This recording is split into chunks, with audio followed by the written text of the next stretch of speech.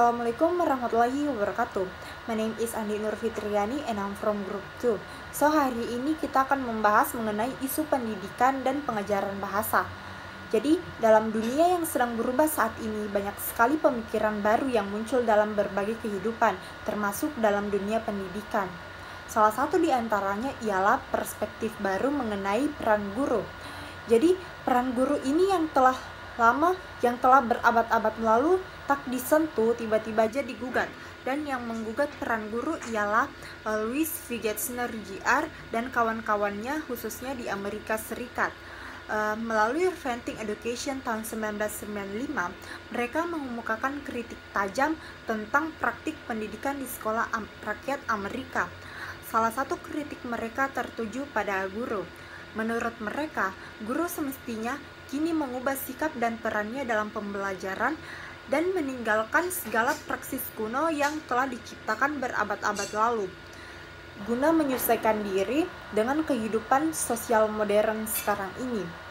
Dan juga di Indonesia, kritik semacam itu pernah dilontarkan oleh beberapa pakar pendidikan, antara lain Sudijarto tahun 1993, Adit Jaja tahun 1991, dan Semiawan tahun 1991. Sudijarto menyatakan bahwa oleh karena telah ditemukan bahwa peranan guru dalam proses belajar mengajar yang berlangsung saat ini tidak berpengaruh langsung terhadap mutu hasil belajar maupun kualitas proses belajar, maka peranan guru harus diubah. Jadi demikian pula Adit Jaja dan Semiawan yang mengemukakan ide perubahan peran guru sebagai dampak dari perkembangan ilmu pengetahuan dan teknologi. Terima kasih. Selanjutnya akan dijelaskan oleh teman saya. Assalamualaikum warahmatullahi wabarakatuh. Bismillah, Assalamualaikum warahmatullahi wabarakatuh. First of all, let me introduce myself. My name is Ficha Fitria. I'm from Group 2 and I want to explain the second topic about this material is peran guru dalam perspektif menurut Wigenzner dan kawan-kawan tahun 1995. Menurut Wigenzner dan kawan-kawan 1995, ada beberapa hal yang perlu dijalankan oleh guru dalam masa praksis pendidikan dewasa ini, yaitu ada 4 hal. Yang pertama, guru sebagai pelatih, guru sebagai konselor, guru sebagai manajer pembelajaran, dan guru sebagai partisipan. Yang pertama yaitu guru sebagai pelatih. Selama ini, guru berperan sebagai instruktur yang bertugas sebagai pemasok informasi kepada para siswanya dengan jalan menuangkan informasi apa yang dimiliki ke kepala siswa. Nah, perspektif inilah yang harusnya diganti menjadi praksis guru sebagai pelatih atau coach. Guru yang terbaik adalah guru yang membantu siswa untuk belajar seperti layaknya seorang pelatih yang membantu para pemain sepak bola. Misalnya yang sedang berlaga dalam dalam permainan belajar. Guru sebagai pelatih harus dapat meyakinkan siswa untuk memiliki peralatan belajar, memotivasi mereka untuk bekerja keras, mendorong mereka untuk bekerja mencapai tujuan bersama, dan membantu mereka untuk menghargai pembelajaran serta mengapresiasi pengetahuan. Sebaliknya, guru tidak boleh hanya sekadar menyuruh, bahkan memaksa siswa untuk belajar. Pendapat Wigenzner dan kawan-kawan ini sejalan dengan pemikiran Sudijarto tahun 1993 nomor 83 yang menyatakan bahwa peran guru dalam pendidikan dewasa ini harus diubah. Guru seharusnya tidak lagi berperan sebagai pemberi ceramah dan penyaji informasi, melainkan lebih mengutamakan kemampuan merencanakan dan mengawasi terjadinya proses belajar yang melibatkan partisipasi pembelajar, serta meningkatkan motivasi pembelajar untuk belajar keras secara terus-menerus. Yang kedua, yaitu guru sebagai konselor. Guru tidak mungkin dapat membangun inspirasi dan motivasi siswa untuk belajar tanpa membangun terlebih dahulu hubungan yang akrab dengan mereka. Oleh karena itu, situasi kelas harus dibuat sedemikian rupa agar memungkinkan bagi para guru untuk membangun hubungan yang sangat dekat dengan siswanya.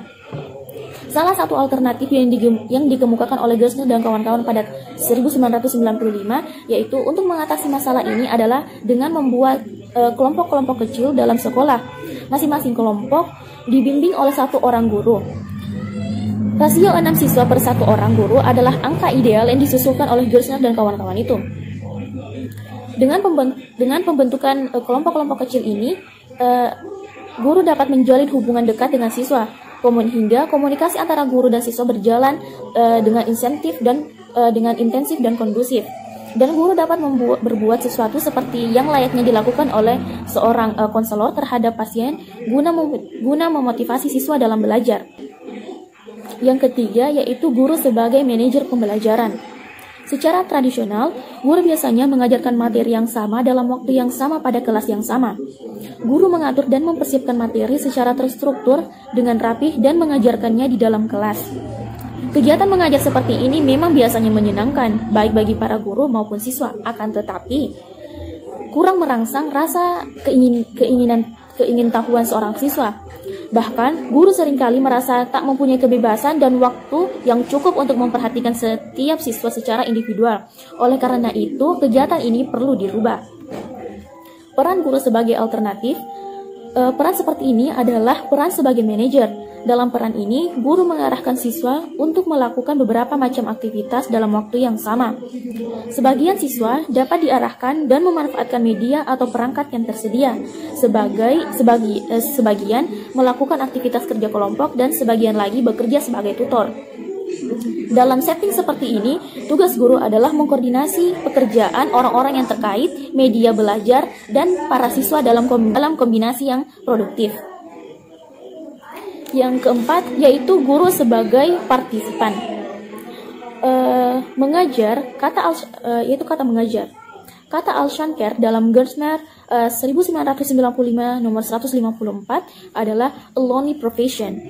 Meskipun sekolah dipenuhi anak-anak dan memiliki sejumlah guru dewasa yang bekerja dalam satu atap, guru ternyata melewatkan sebagian besar waktunya dalam kesepian.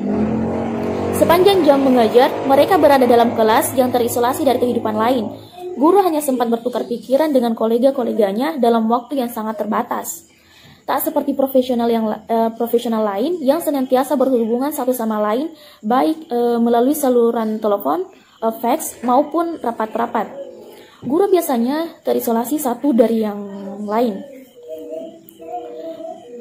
Nuansa kesendirian guru dalam menjalankan tugas dewasa ini dapat diatasi dengan pembentukan tim teaching.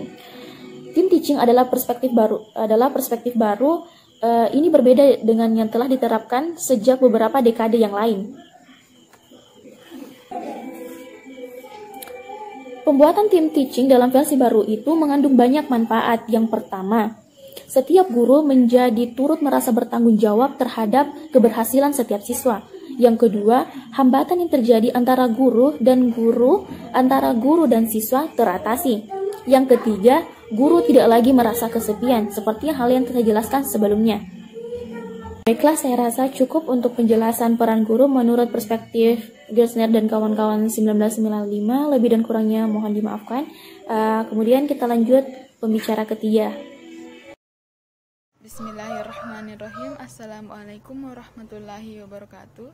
Let me introduce myself. My name is Susilawati and I'm from Group 2. In this video, I will explain about problematika pengajaran bahasa Inggris di sekolah.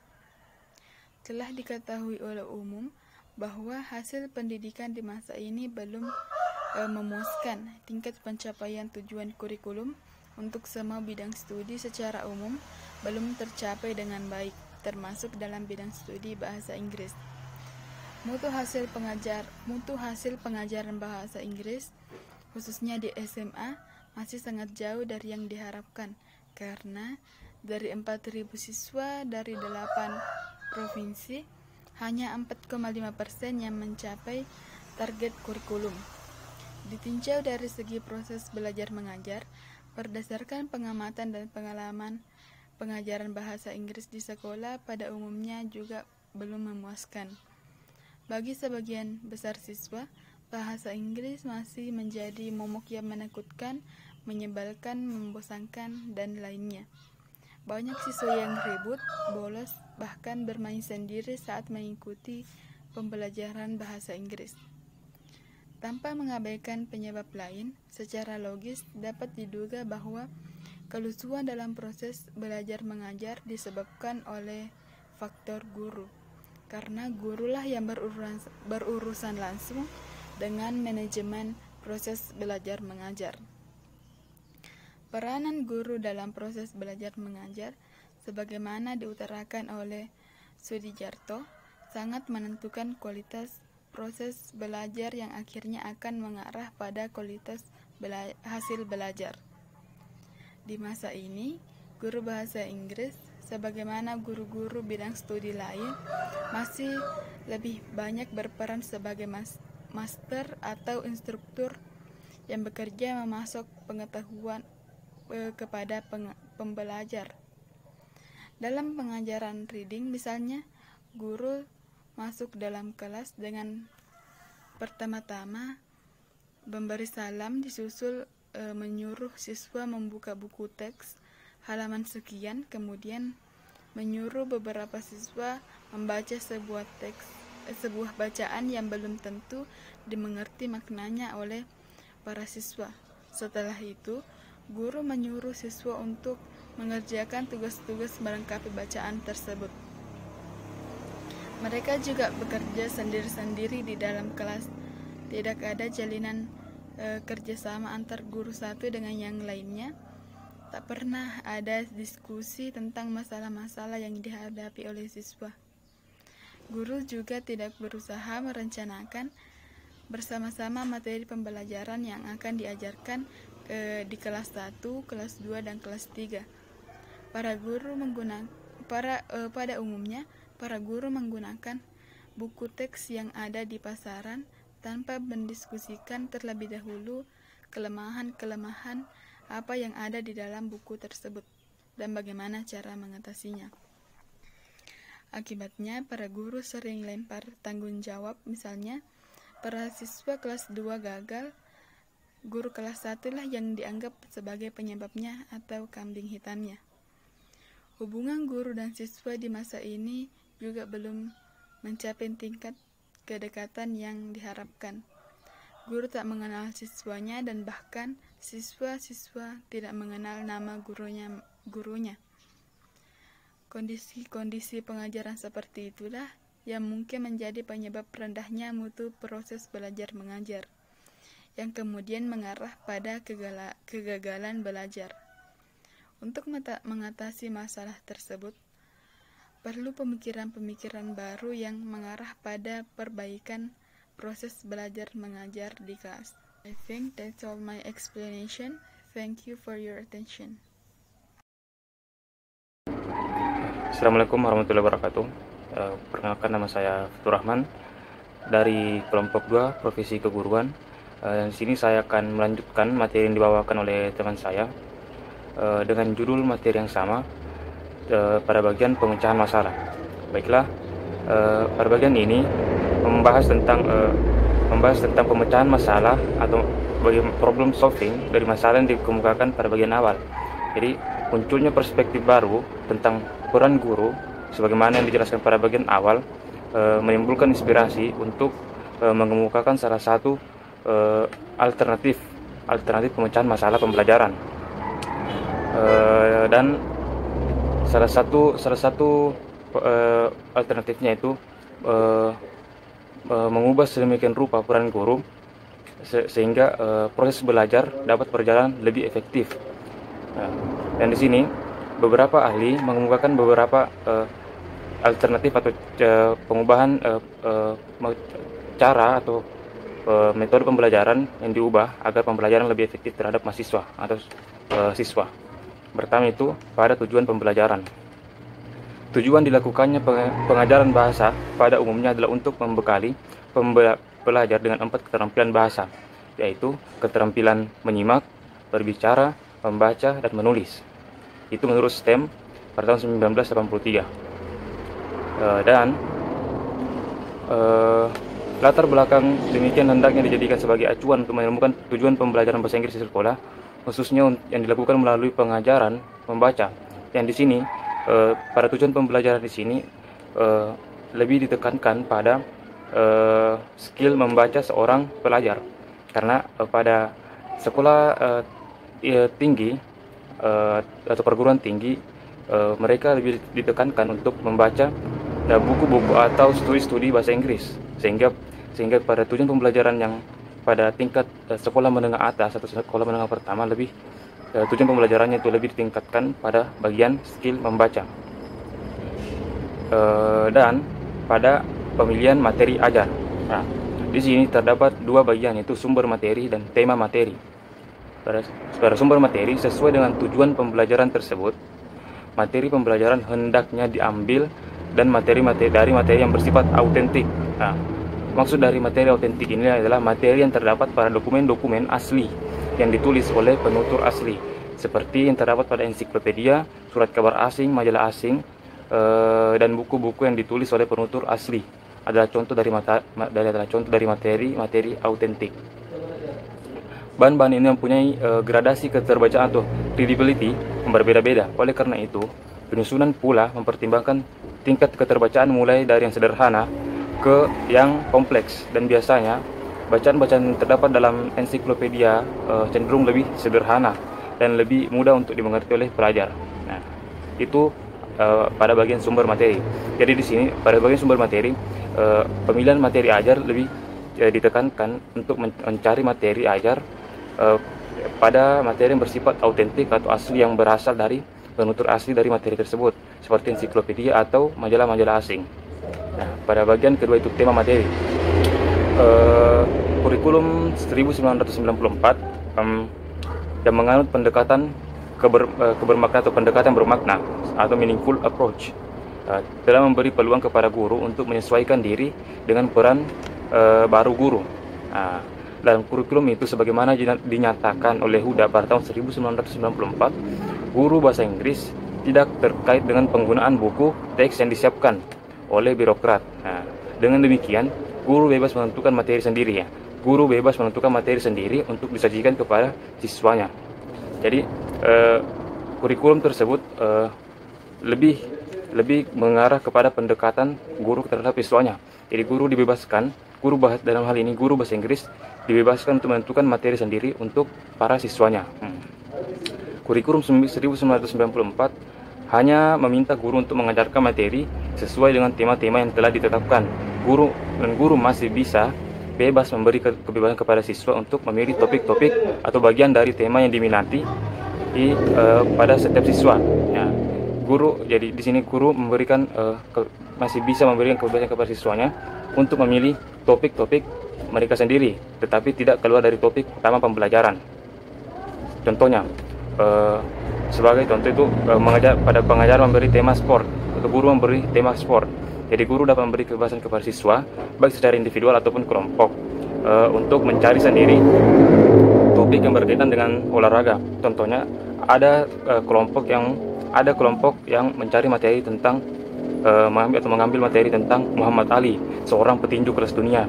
Ada yang mengambil materi tentang Cristiano Ronaldo, seorang profesional sepak bola. Di situ terdapat satu tema, itu tema sport atau tokoh-tokoh sport dunia, dan tidak keluar dari tema utama, yaitu sport. Itulah contohnya. Di sini juga ada strategi pembelajaran. Di sini ada 4 poin strategi pembelajaran untuk lebih meningkatkan peran guru dalam pembelajaran. Pertama itu, guru memperkenalkan tema materi yang akan diberikan. Guru memberikan atau memaparkan secara umum pokok materi yang akan diberikan kepada siswanya. Jadi guru hanya menjelaskan materi secara umum atau secara skala besar, tidak dalam sampai sub-sub tema. Begitu. Pada poin kedua itu, guru memimpin brainstorming untuk mengaktifkan skemata atau pengetahuan latar belakang yang telah dimiliki pembelajar. Poin ketiga itu, guru membimbing dan memberi kesempatan kepada siswa untuk memberi bacaan mengenai topik-topik yang mereka pilih dan berbagai macam referensi yang ada di perpustakaan. Jadi sini guru memberikan bimbingan atau kesempatan kepada siswa untuk memilih topik-topik yang mereka pilih dan tidak keluar dari tema utama pembelajaran, seperti pada pemilihan tema tadi menjelaskan. Dan yang keempat itu, guru meminta laporan kepada masing-masing individu atau kelompok siswa tentang informasi yang mereka peroleh dari bacaan. Terakhir itu ada juga pada bagian evaluasi. Evaluasi ini evaluasi seperti namanya evaluasi akan diberikan pada akhir pembelajaran. Kegiatan evaluasi dilakukan sesuai dengan aktivitas pembelajaran dan tidak keluar dari materi pembelajaran yang telah diberikan. Oleh karena itu, ada kemungkinan siswa mempelajari wacana yang berbeda-beda. Materi evaluasi juga harus bervariasi.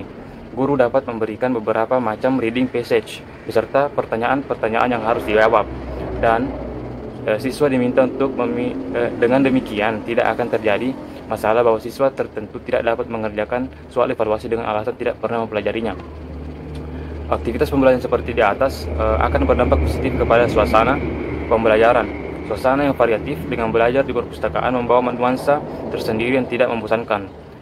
Jadi di sini pemilihan tempat pembelajaran juga memberikan dampak pada proses pembelajaran, karena siswa akan lebih senang belajar atau lebih mudah mempelajari sesuatu jika merasa nyaman. Contohnya, seorang siswa akan merasa bosan jika terus berada dalam kelas selama belajar.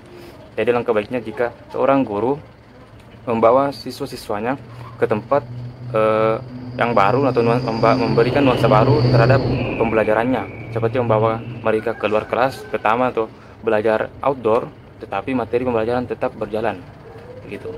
Jadi itulah materi mengenai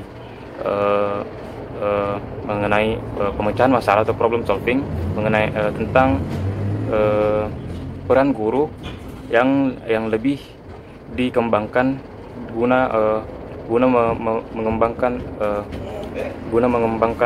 sistem pembelajaran yang lebih efektif terhadap para pelajar. Demikian, wassalamualaikum warahmatullahi wabarakatuh.